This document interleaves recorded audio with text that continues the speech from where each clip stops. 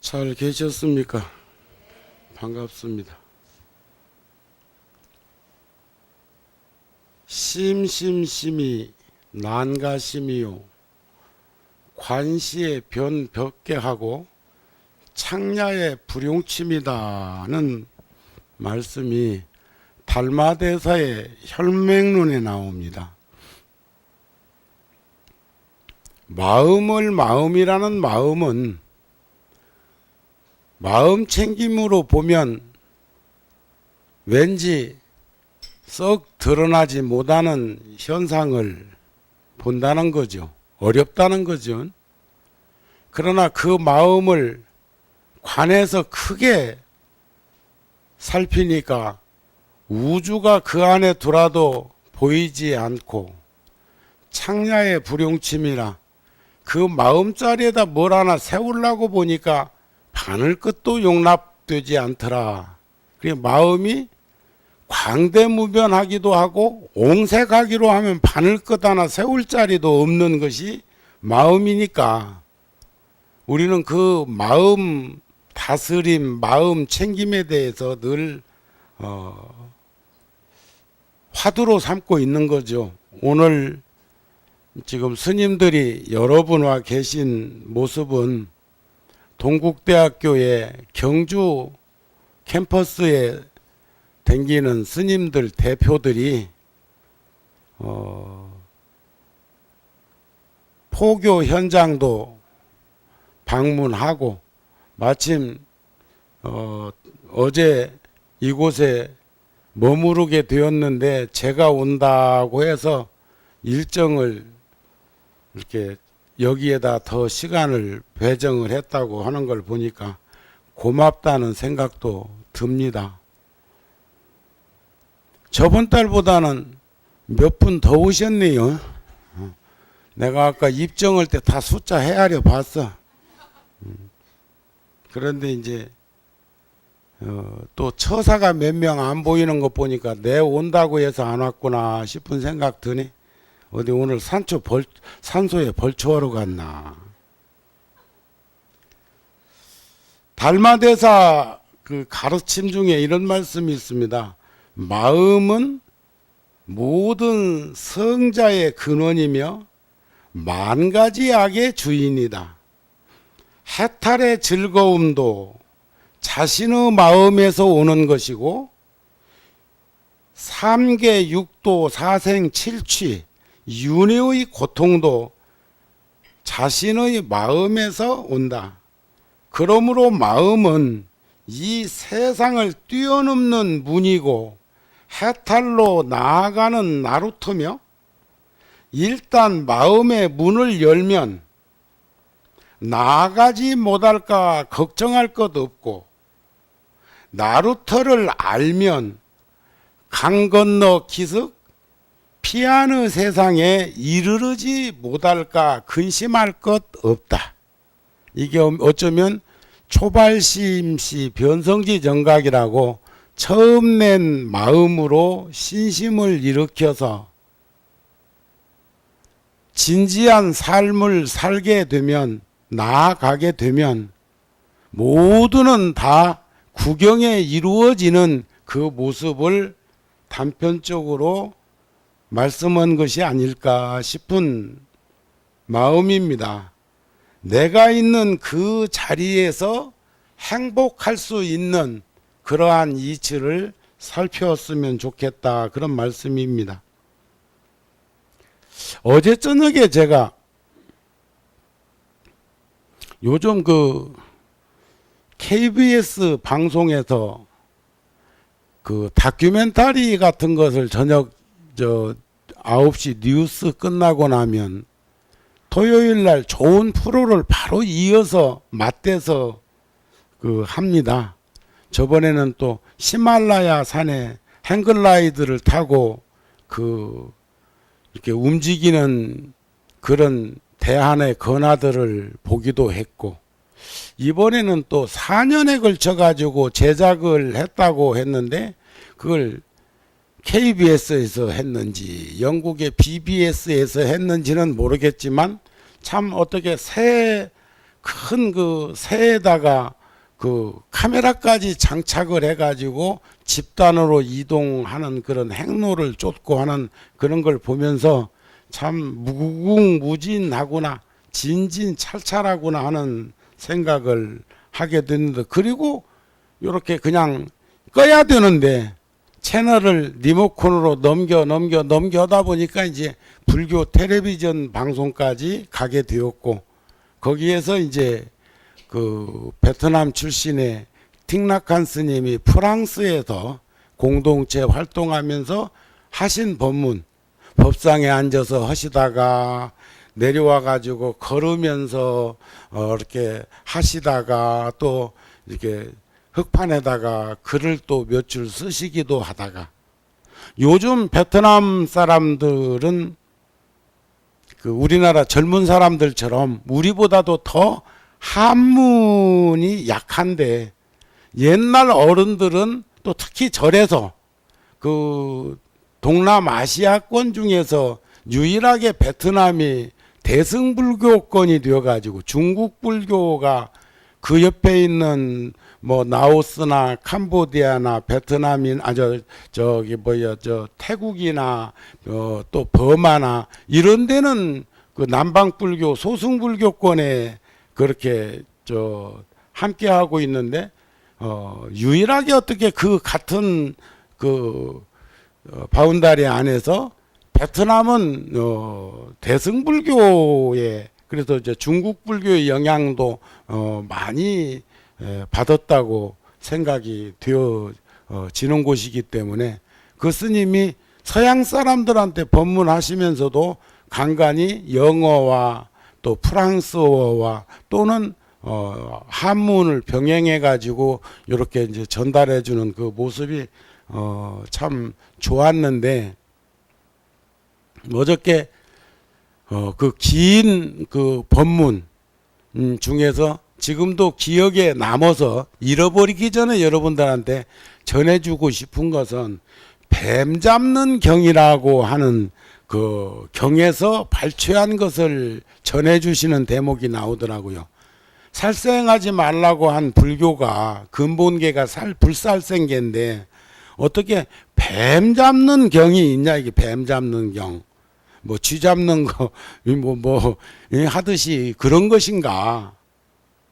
그런데 그 스님 말씀이, 부처님께서 제자에게 말씀하시기를 뱀을 잡는 데에도 원칙이 있다, 이게 원칙이.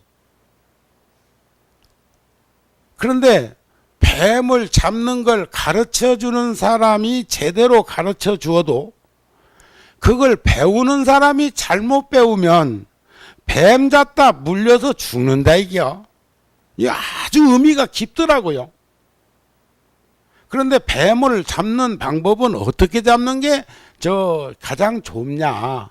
요즘 그 동물의 세계에 보면 뱀꾼들이 그 뱀의 독을 추출해 가지고 독을 치료하기 위해서 지금 이제 생명과학 쪽에서 연구하는 그 부분에 보면 이렇게 집게처럼 생겨 있는 걸로 머리를 딱 눌러 가지고 잡아야, 또 손으로 잡을 때는 요 머리통을 요렇게 앞쪽으로 대고 요렇게 잡아야 문제가 안 생기는 것을 이제 하는데, 그것보다도 더 위험한 뱀은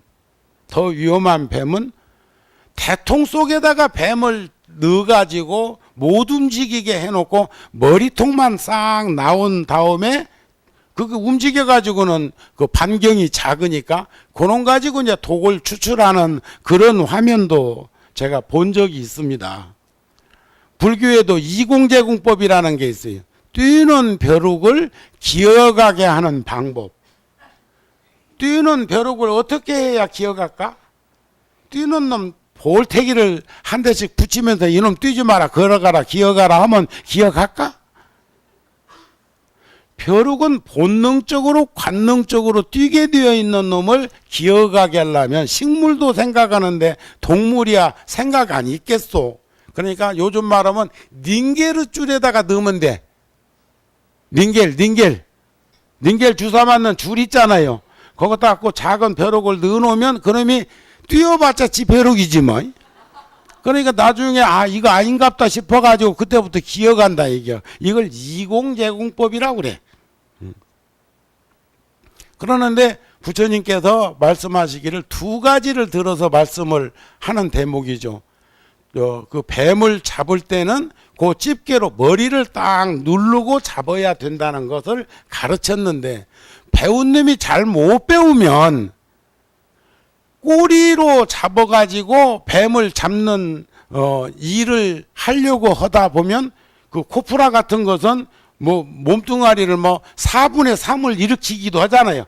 꼬리만 딱 이렇게 돼가지고도 막 이 허공으로 뜨는데, 그러면은 물리기 십상이겠죠. 그것을 왜 부처님께서 뱀 잡는 이치를 들어가지고 말씀하셨을까 하는 부분에 대한 생각을 하게 하였습니다. 그 열반경에 보면 불자들이요, 모든 중생이 상락아정, 이것은 지금 여기 지금 동국대학교 다니는 스님들한테 하는 법문일 수도 있어요.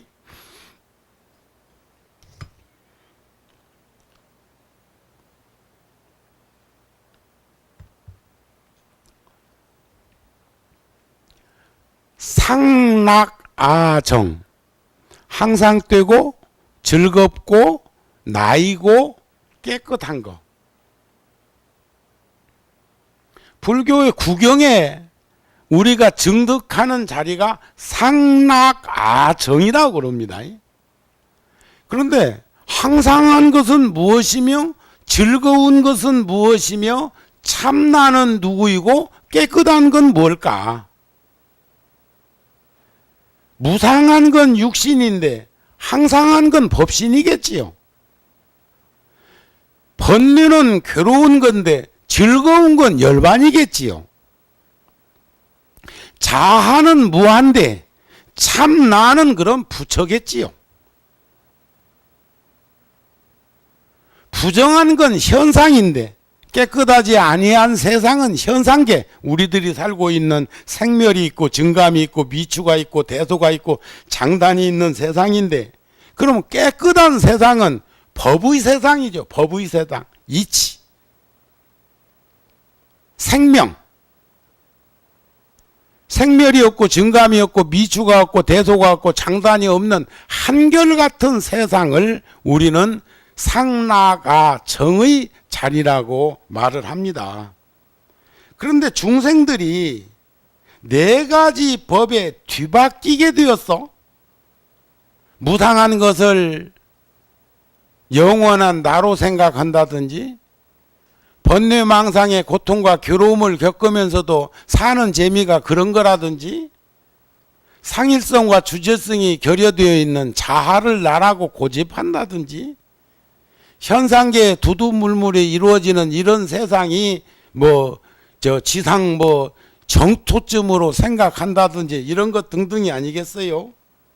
그래서 모든 법이 무상하고 즐겁지 않고 내가 없고 부정한 줄을 보게 되어야 할 건데, 이렇게 볼 수만 있다면 우리는 네 가지 모양, 태어나는 거, 늙는 거, 병드는 거, 또 없어지는 거, 세상을 떠나는 것들을 보면서도 우리들로 하여금 큰 고통을 내게 하는 것인데, 만일 마음을 거두어서 잘 생각해 보면 비록 이 네 가지 생로병사를 만나더라도, 아니 인생 팔고를 만나더라도 고통과 괴로움이 생기지 않는, 내 머무르는 자리에서 늘상 항상한 그 모습을 지켜볼 수 있는 그러한 관계가 설성될 것이다. 그런 말씀이 되지 않을까 싶은 마음이 듭니다. 오늘 여러분들한테 죽음에 대한 걸로 이어서 말씀을 드리려고 했었는데 스님들이 와 계시니까 그건 뛰어넘겠습니다. 세존이시여, 왜 우리는 무엇이 이렇게도 속박하고 구속합니까? 천상 인간들이나 인간 세상에 살고 있는 우리들을 무엇이 이렇게도 구속하고 얽매이고 속박하게 합니까? 간탐과 질투다 그랬어요. 그러면 간탐 질투는 왜 생깁니까? 무명으로부터 생겼다. 무명이라는 것이, 그래서 무명을 멸하면 밝음이 일어난다, 그런 말씀이 있어. 무명멸 명생이라는 말이 있어요. 이 중국말인데, 무명이라는 것을 멸하게 되면, 어두움을 제어하면 저절로 밝음이 드러나는 게 아니라 밝음이 있어야 어두움은 제어되는 거죠. 그런데 사람은 어떤 관점에서 보느냐에 따라서 밝음이 왔으니까 어두움이 사라졌다고 하고, 어두움을 제어하니까 밝음이 왔다, 이렇게 말하는 사람도 있어요. 그런데 그걸 틱낙한 스님은 어저께 뭐라고 말씀을 하시느냐. 진흙을 볼 때는, 진흙, 통도사도 제가 주지 소인 볼 적에 상당히 많은 그 유유지에다가 그 연밭을 만들어 갖고 100년을 심어 놔 가지고 오는 불자들이나 또 참배각들한테 그 아주 6, 7, 8, 9월 달까지라도 이렇게 연꽃을 보고 그런 어떤 현상 속에서 뭐 이렇게 정서적으로 편안함을 주게 했다는 말을 하기도 하지만, 사찰 측에서는 그것을 연잎차를 만들고 또 백년차를 만들고 다양하게 그것을 사중에 그 도움이 될 수 있도록 그런 일도 함께 병행해서 이제 하기도 하는데, 그 스님께서는 뭐라고 아주 참 재밌는 말씀을 하시더라고요. 진흙탕을 볼 때는, 진흙을 볼 때는 그 진흙에서 연꽃이 있음을 보라. 진흙탕에서 연꽃 피잖아요. 그렇다고 여기 지금 뭐 양재천, 타안천 여기서 연꽃 핀다 소리는 아니요. 중량천, 안양천에서 연꽃 핀다는 소리는 아니요. 요즘 그래도 많이 물이 좋아져 가지고 2급수 정도는 돼 가지고 이제 물고기도 놀고 새도 날라와 가지고 그 환경의 어떤 조화로움을 가지게 하는 것은 거기를 걸어가면서 목격을 한 일이지만, 그런데 스님은 연기법을 얘기하고자 하는 거예요. 그런데 진흙에서 연꽃을 보는데, 연꽃을 방치하면 그 연꽃이 진흙으로 돌아간다는 것을 보라 그러더라고. 난 거기서 뻔히 그런 것을 알고 있는 일이지만 새삼스럽게 충격을 받았어요. 그 전에 그 스님이 화를 다스리는 법이라는 책에서 내가 그런 글은 봤어. 꽃나무에 물을 줄 땐 지구에 물을 주는 거라 하고, 꽃나무에 말을 건 땐 나하고 대화하는 거라고 생각하라. 그러니까 나와 너, 내가 네 속에 있고 여러분들 속에 내가 있는 연기, 인연에 의한 연기 법칙에 대해서 말씀하고자 하는 거죠. 그러니까 진흙에서 연꽃이 피지만 진흙이라고 다 연꽃 피는 건 아니잖아요. 필 수 있는 요건과 환경은 만들어졌지만 거기에는 분명히 연뿌리가 있어야 되고 씨나 연뿌리가 있어야 되고 수고로움이 있어야 되고 물이 있어야 되고 태양의 햇빛이 필요한 거죠. 그런 환경과 기후와 풍통과 어울림 속에서 피는 것이지만 본 바탕이라고 하는 진흙은 본질이라는 거예요. 그런데 그 연꽃도 그냥 방치해버리면 결국 그게 된설이 왔을 때 그 아름다운 연꽃이 메말라 가지고 그 스그러드는 그런 모습을 보면, 부처님도 열반경에서 상당히 그 인생의 어떤 노병사의 늙음과 병듦으로 표현해 가지고, 생이라는 것은 아름다움이었지만 이렇게 소진되어 가는 것에 대한 것들도 그런 모습을 통해서 충분히 인식하고 보라고 하는 말씀을 하셨다는 거죠. 그래서 저는 어제 그 늦은 시간까지 많은 말씀을 들으면서 그 중에서도 진흙과 연꽃의 연기설, 연기되어지는 그 이치 속을 보면서 새삼 여러분들과 나와 세상, 세상과 나 이런 것들을 다시 한번 생각하게 되어지더라 그런 말씀입니다. 그래서 그러나 무명이라는 무지몽매한 그 무명은 무엇으로 생기는 것인가? 그것은 방이람으로 생긴다. 방이람이라는 것은 게을러 빠진 걸 말합니다. 지금 오늘 또 지금 철저히 불자들이 일요 가족법회에 가시고 또 산행을 하면서 명산에 대차를 참배하고 하는 분들이 많이 계시지만 지금 오늘 또 갈까 말까 딸막거리다가 그냥 주저앉은 이도 있을 거예요.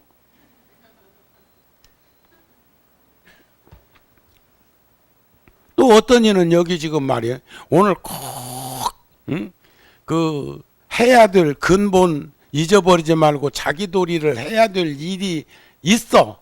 예를 들어서 아주 가까운 집안에 이렇게 결혼식이 있다든지 아니면 오늘 저녁에 시댁이나 친정에 그 어른들 기일이라든지 이러면 사실은 거기 가가지고 앞장서 가지고 뭔가를 해내야 될 입장인데도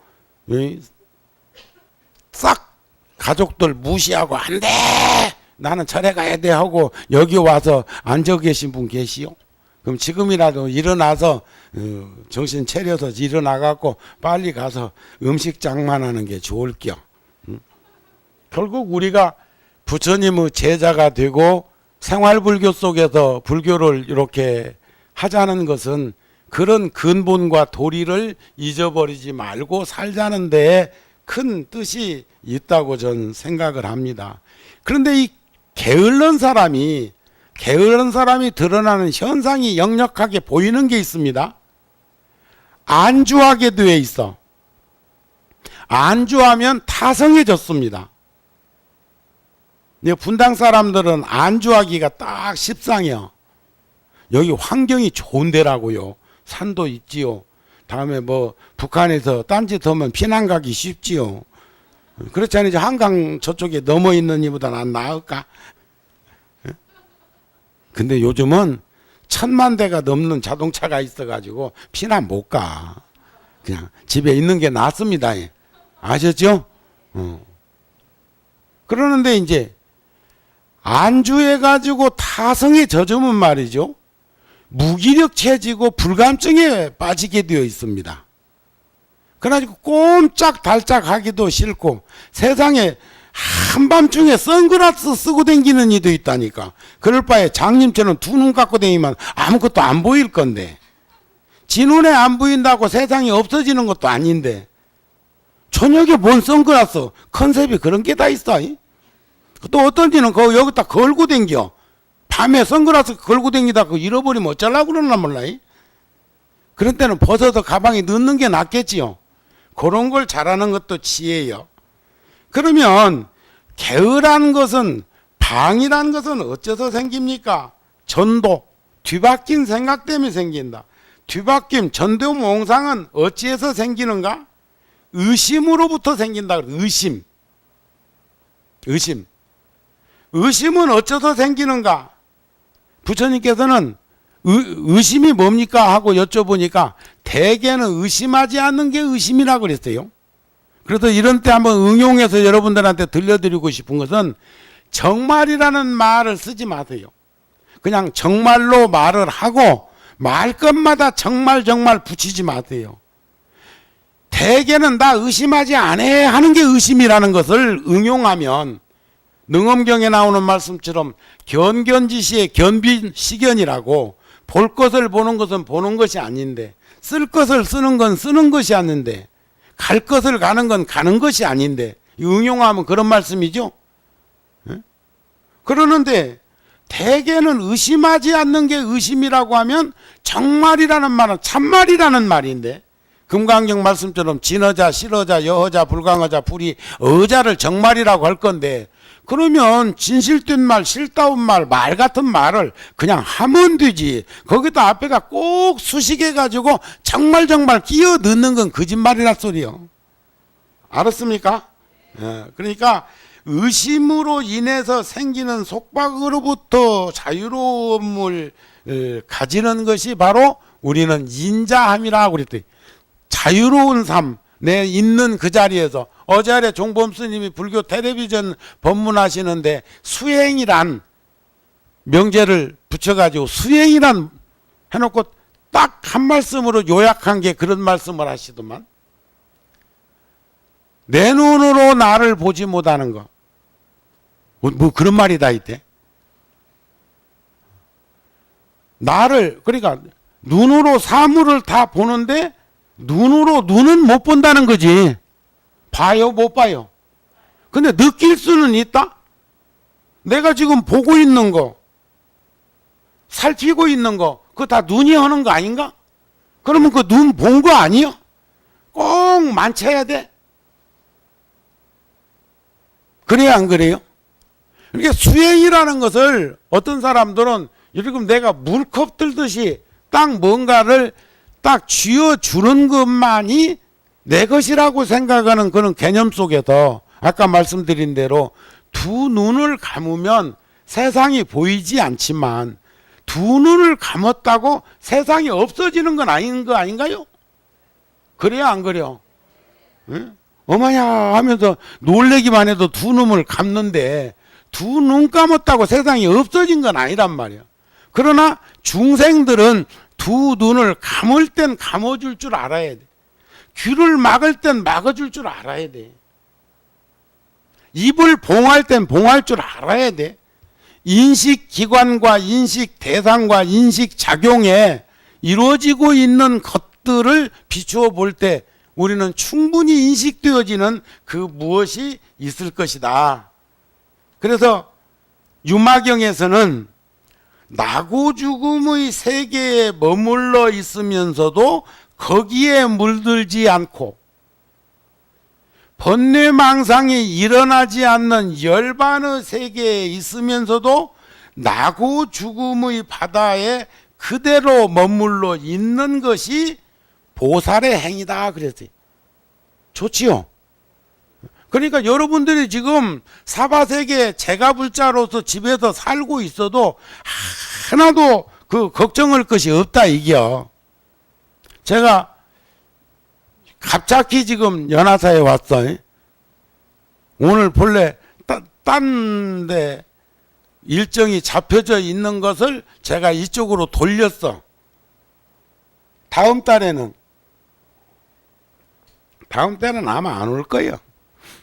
나도 간절히 바라는 곳으로 에너지가 쏠린다고. 쏠림이라는 게 나를 필요하는 데 많이 있어. 근데 연화사는 별로요. 그러니까 내가 별로라고 하면 여러분들도 그리워하는 거요. 그러니까 연화사 불자들이 많지만 그래도 다행인 것은 늘 제가 생각에 내가 교주가 아니라는 거. 이 절을 내가 세우기는 세웠는데도 내가 어쩌다 한 번씩 오면은 미어 터져야 되거든. 요즘 미어 터지는데 몇 군데 있었디다. 이번에도 저기 그 아무개가 모이는데도 막 저 부산 모 대학에서 막 미어 터지대 젊은 것들이.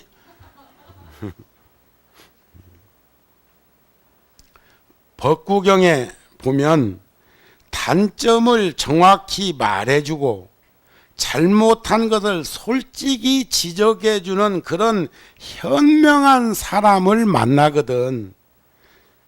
우리는 주저하지 말고 그를 따르라. 내가 여기 오면 빈자리 찾고 어찌고 저찌고 하고 있단 말이에요. 그는 나에게 보물이 숨겨진 곳을 알려주는 사람이니 좋은 일은 있어도 나쁜 일은 없을 것이다. 법구경에 나오는 말씀이요. 내가 어쩌다가 오다가다 한 번씩 와가지고 올 때마다 여러분들한테 한마디씩 거들고 가. 근데 그거 다행이라고 생각해야 됩니다. 아셨어요? 아까 여러분들이 이구동성으로 그런 얘기 저런 얘기 하니까 저는 사실 내일 아침 첫 비행기로 히말라야 갑니다.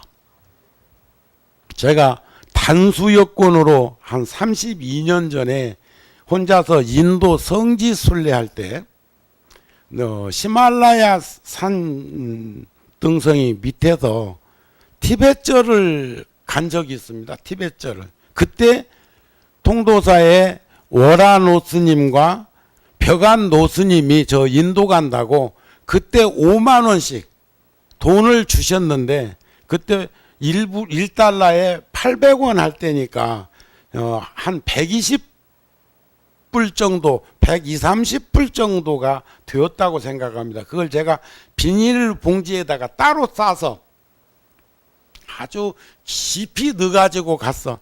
그것은 내 목숨하고 바꿀 만큼 소중하게 그 돈을 쓰고 싶었어요. 그랬는데 거기 갔는데 마침 거기 그 히말라야 산 등성이를 지나가는데 그 절에 한 노스님이, 지금 생각하니까 내 나이밖에 안 됐더만, 노스님이 사미들 서너 살, 너댓 살, 7, 8살 되는 이런 10세 미만의 사미들을 한 30명을 그 법당 마당에서 막 놀게 하고, 제가 큰 1시간을 거기서 쳐다보면서 사진도 살짝 이렇게 찍으면서 있다가 목욕을 시키기 위해서 큰 가마솥에다가 물을 데펴서 그 노은 그 사미들을 또 혼자서 씻겨 주는 것을 보면서 제가 카메라를 가방 속에다 집어넣고 목욕시키는 것까지 찍어서 뭐 할 건데, 그렇지 않아요?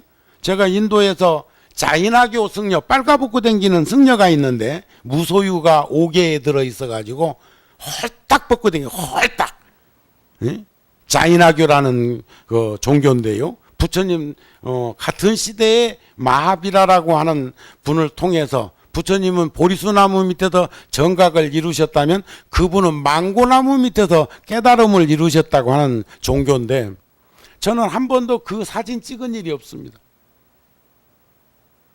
그저 종교는 다르지만 합장하고 거룩한 성자 그렇게 댕기기가 쉽나? 우리는 목욕탕 가서도 쫄깃쫄깃 하는데,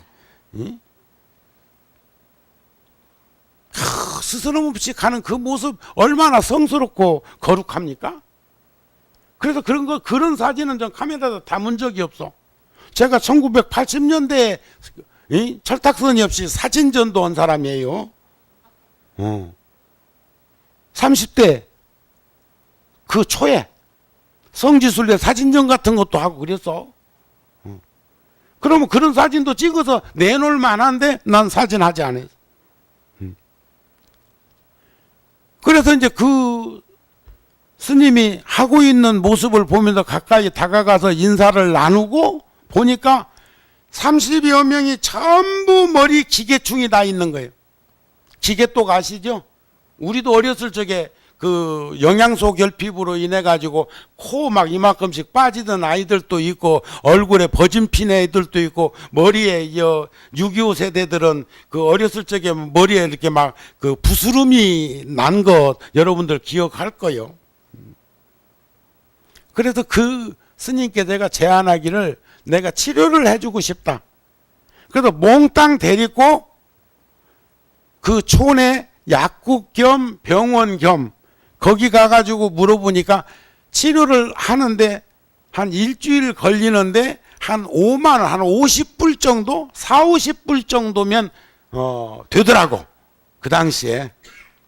그래서 그 돈을 집행을 하고 제가 히말라야 그 등 넘어 점순이라고 하는 곳을 갔다가 한 보름 만에 돌아와가지고 보니까 이게 싹 나은 거예요. 그래서 이제 나머지 돈을 그 노스님께 쥐어드리면서 서로 눈물바람을 하고 헤어졌어. 그 이후로 제가 네팔을 가면 꼭 그 절을 갔고, 아이들이 늘어나니까 지원을 하고, 또 사찰이 협소하니까 집도 지어주고, 이런 식으로 30년을 인연을 맺었었는데, 금년 1월 달에 제가 부다가야에 칼라차크라 일주일간 그 법회에 참석하고 있을 때 그분들 일행들이 벌써 30대 40대가 돼가지고 벌써 그 애기들이 이제 중심 인물들이 되어가지고 노스님을 모시고 버스까지 한 대 대절해가지고 왔더라 이겨. 네팔에서부터. 와, 많이 발전해서 이제. 그리고 또 제가 지원한 것 가지고 보카라라는 곳에서 카페트 가게를 해가지고 이제 먹고 사는 데는 지장 없는 수준으로 변화가 됐다는 소리를 들었어.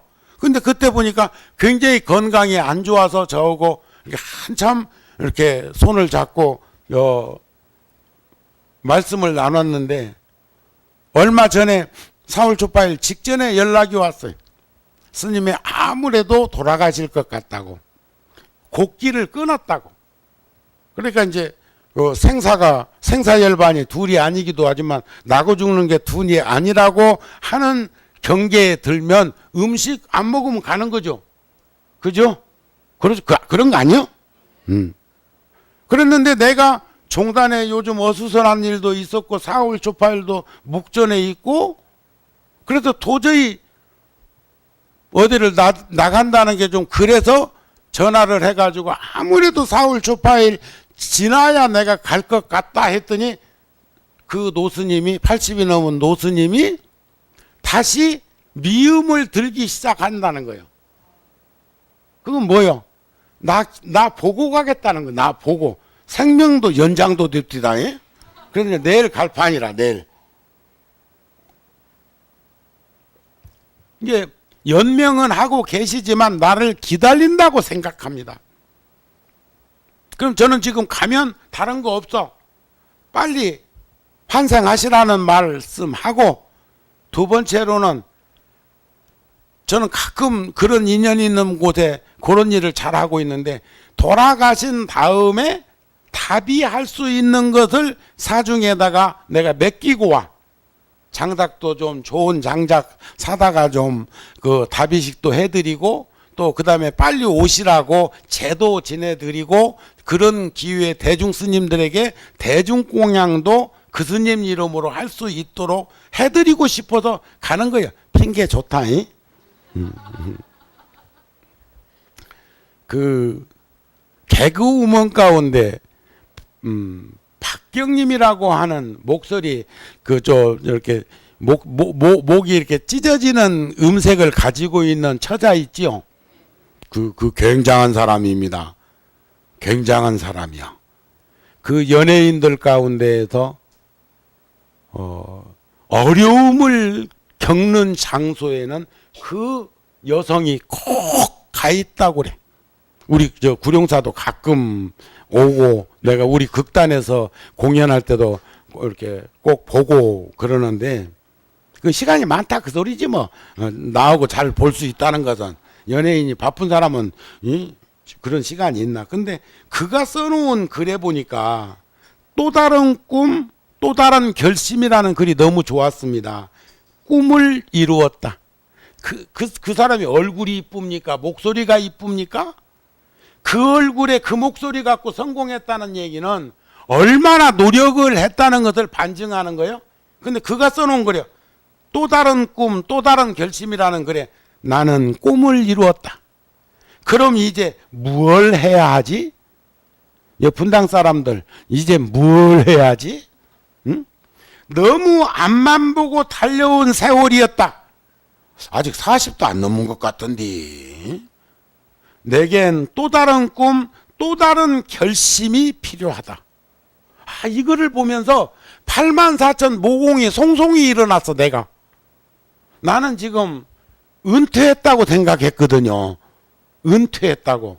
통도사 주지 소임을 세속 사람들도 나이 60 넘으면 정년 퇴직하고 하는 거 아닌가? 세속 사람도 그러는데 출가한 스님이 언제까지 의형적으로 드러나 있는 현상에 매여서 살을까 싶은 생각이 들어서 나는 이제 내 모습으로 돌아가야지 하는 생각을 했는데 이 글을 보면서 무지하게 또 애가 부끄러워졌어. 더더욱이나 또 어떤 이는 그런 얘기를 합디다. 아이고 스님 요즘은 70%만 곱하면 돼요. 그러면 내가 마흔 한 셋이나 됐을까? 어? 그것다 대고 어제 신문에 보니까 61살은 회갑이고 62살이 진갑이 아니라 120살이 진갑이래요. 120살. 왜냐하면 회갑이라는 것은 반환점이라는 얘기고 그게 싹 해가지고 처음 출발을 점하고 만나는 자리가 진갑이라고 해야 맞다고 또 이러대? 그러니까 동의보감에도 43,200일을 산다는 말은 했지만 그래서 우리는 있는 그대로를 보지 않고 인식을 통해서만 자꾸 보려고 그러는데 아까 말씀드린 대로 종범 스님은 수행이란 자기 눈이 자기 눈을 보지 못하는 경계로부터 자유로워지는 것. 모든 이에게 우리는 깨달음의 씨앗이 되어서 진흙 속에 연꽃이 필 수 있는 환경이 이루어졌다면 연꽃을 피워낼 줄 수 있는 내가 되고 그것을 방치하고 경시해서 가볍게 대해가지고 그 꽃으로 피워지게 못 만들고 그게 소멸돼 가지고 방치돼 가지고 무관심해 가지고 그것이 진흙 속으로 묻혀버리는 그런 인생이 되지 않도록 우리는 좀 더 주변 환경과 이웃 또 내 가족을 살피는 그런 입장이 되었으면 좋겠다 하는 마음을 전해드리고 싶었습니다. 그래서 자신 안에 있는 지혜가 사실이 있고 내 자신 속에 있는 그 지혜가 있기 때문에 우리들이 마음만 낸다면 충분히 뭐든지 해낼 수 있지 않을까. 한 번 더 강조합니다. 오늘 가면 가을이나 한번 올란가? 그러니까 이렇다니까. 내가 그 어떤 노인이 자식이 몇 명 있어. 자식이. 그리고 그 노인도 사는 데는 지장 없어. 사시는 데는 지장이 없어. 또 서로 그 참 허리띠 졸라매고 조건 없이 열심히 살면서 자식 성장시켜가지고 다 살 만큼 해 주었으니까 그 자식들한테 좀 얹혀서 살아도 돼야. 그래도 자식들은 자식들 세상이 있다 싶어가지고 이렇게 자기 세상은 살고 있는데 어떤 자식 집에 갔더니 또 어떤 자식 집에 갔더니 또 어떤 자식 집에 갔더니 인사가 달라. 어떤 자식 집에 가니까 다녀오세요 하고 나올 때 인사를 하는 자식이 있었는데 또 다른 집에 자식한테 갔더니 또 오세요 그러더라네. 또 다른 집 자식한테 갔더니 안녕히 가세요 그러더랴. 내가 요즘 심정이 그랴. 여기서는 또 오락하네. 그런데 구룡산은 내가 통도사에서 5년이나 선방에 있고 주지하고 온다고 5년이나 내리가 있었는데 대중이나 신도들이나 불자들이나 근무자들이나 구룡산은 언제나 내가 왔다가 갈 땐 다녀오세요 그래. 그런데 한 달이 걸러 구말리라고 일산 열애사 가면 또 오세요 그런다.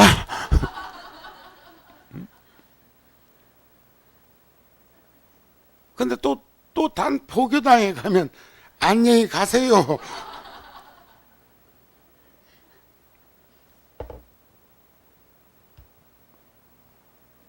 여러분들은 어떤 자식이 정이 가? 마칩니다.